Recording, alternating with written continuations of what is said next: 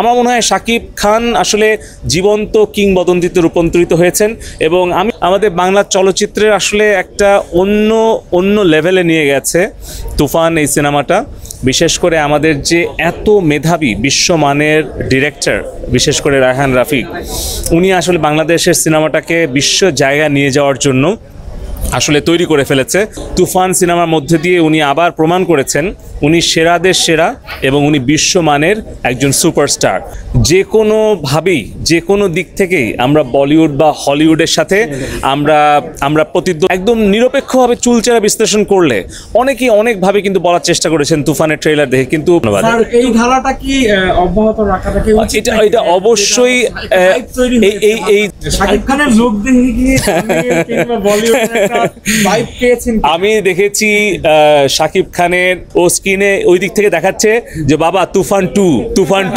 তো এইটা আপনি বুঝতে পারছেন যে ওর বয়স 18, ও কিন্তু পুরো সিনেমা দেখে আমাকে আপনাদের ক্যামেরা পেছন থেকে ওর মোবাইল স্ক্রিনে দেখাও বাবা, একটু দেখাও ওর নিজে কিন্তু ডিজাইন করে দেখেন ওইটা দিয়েছে যে হ্যাঁ আমাদের নেক্সট জেনারেশন চায়, আমাদের নেক্সট জেনারেশন। মানে এটা আসলে আমার মনে হয় যে এটা জওয়ানের যে, আমি কিন্তু জওয়ান দেখে বের হয়ে বলছিলাম এটা আরেকবার দেখতে হবে। তুফান তো আমার মনে হচ্ছে আর কয়েকবার দেখতে হবে।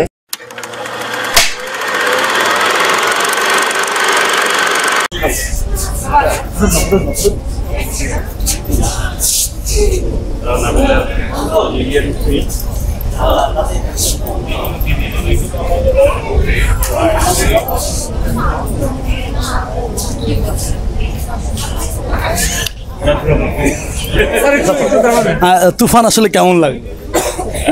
এক কথায় বলতে গেলে উড়াধুরা। তুফান তো আসলে তুফানই। আমার এক কথায় বলতে গেলে মানে full of emotion, entertainment and twist. একেবারেই বিশ্বমানের একটা সিনেমা। এটা আসলেই আমার যতটুকু প্রত্যাশা নিয়ে আমি সিনেমা হলে এসেছিলাম তার থেকে বহুগুণ বেশি নিয়ে আমি ফিরে যাচ্ছি।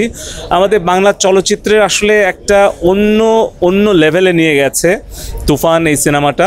বিশেষ করে আমাদের যে এত মেধাবী বিশ্বমানের ডিরেক্টর, বিশেষ করে রায়হান রাফি, উনি আসলে বাংলাদেশের সিনেমাটাকে বিশ্ব জায়গায় নিয়ে যাওয়ার জন্য আসলে তৈরি করে ফেলেছে। আর আমাদের মেগাস্টার শাকিব খান উনি ভিন্ন রূপে আবির্ভূত হয়েছেন। আমি আসলেই ওনাকে যেই জায়গাটাতে আমরা আসলে শাকিব খানকে দেখি তার থেকে শাকিব খান যে ভিন্ন উচ্চতায় চলে গেছেন তুফান সিনেমার মধ্যে দিয়ে উনি আবার প্রমাণ করেছেন উনি সেরাদের সেরা এবং উনি বিশ্বমানের একজন সুপারস্টার।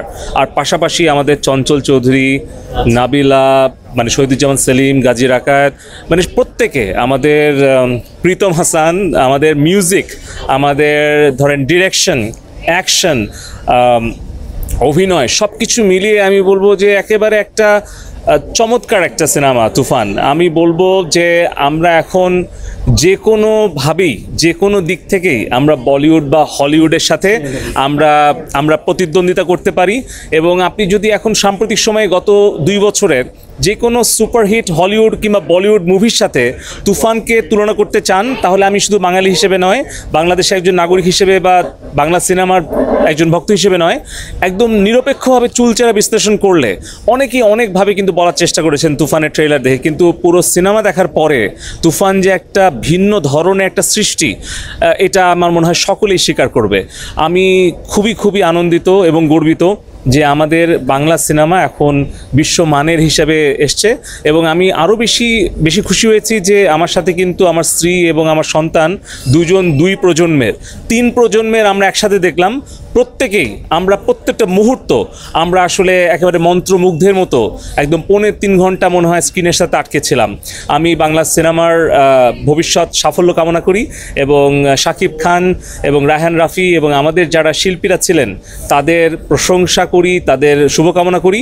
ভবিষ্যতে বাংলাদেশের চলচ্চিত্র বিশ্বমানের হবে এবং সবাইকে আমি আমাদের এই যে চমৎকার একটা সৃষ্টি তুফানটা সিনেমা হলে এসে দেখার জন্য অনুরোধ করব। সবাইকে ধন্যবাদ। এই ধারাটা কি অব্যাহত রাখাটা কি উচিত? এটা অবশ্যই এই ধারা অব্যাহত থাকবে। বাংলা সিনেমার যে একটা সোনালী অধ্যায় আমরা এখন আসলে সাক্ষী হিসেবে থাকছি। আমরা ভবিষ্যতে হয়তো আগামী 5-10 বছরে বাংলা সিনেমা পুরো চলচ্চিত্র শিল্পটাকে আমরা বিশাল আকারে দেখতে পাবো। আমরা হয়তো হলিউড বলিউডের পরেই সারা বিশ্বের মানচিত্রে, কারণ একটা জিনিস খেয়াল রাখবেন যে বাংলা ভাষাভাষী কিন্তু 40 কোটি মানুষ পৃথিবীতে, বাংলাদেশে, পশ্চিমবঙ্গে, ইউরোপ, আমেরিকায় কিন্তু। ফলে আমি অনেক দিন হলেই শুনতাম সাকিব ভাই বলতেন যে বাংলাদেশের সিনেমা কিন্তু আন্তর্জাতিক বাজারে নেতৃত্ব দেবে।